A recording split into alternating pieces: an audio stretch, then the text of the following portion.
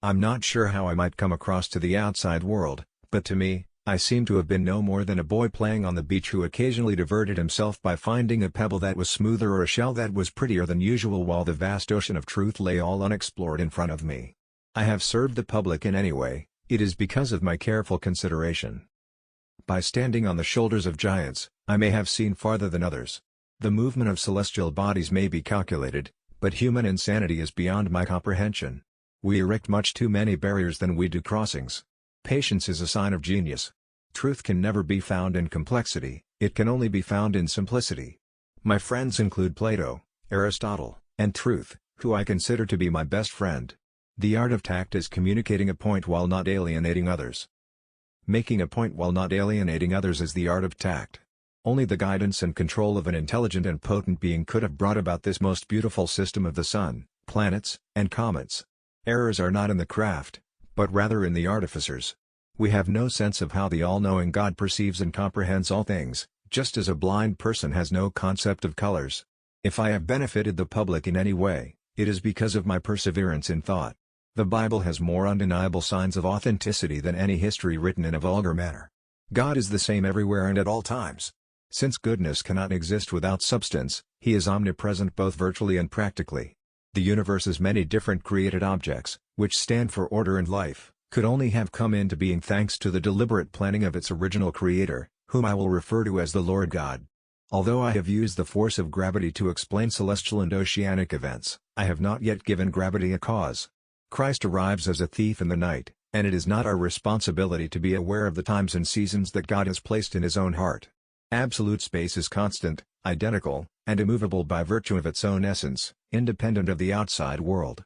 Relative space is a movable dimension or measure of absolute space that our senses determine based on where it is in relation to our bodies and is commonly mistaken for immovable space.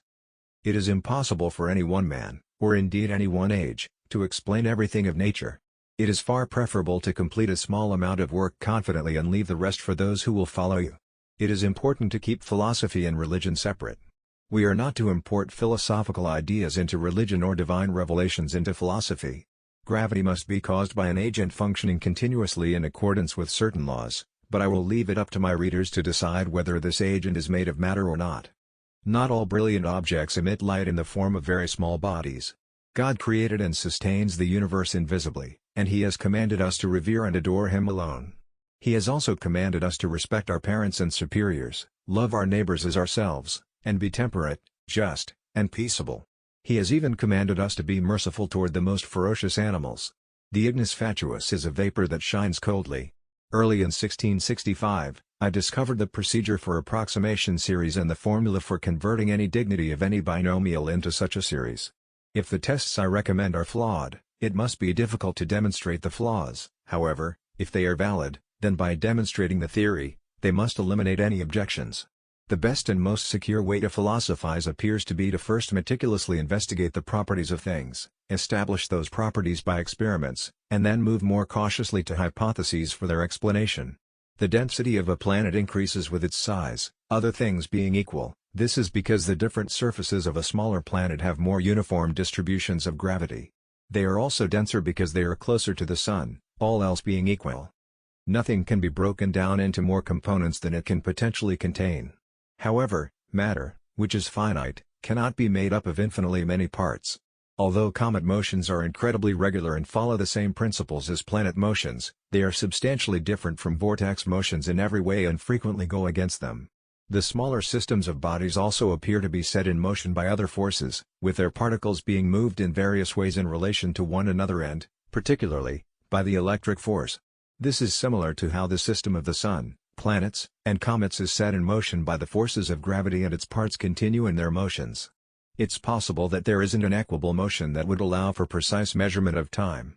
All motions may be sped up or slowed down, but the real, or equable, progression of absolute time is unaffected.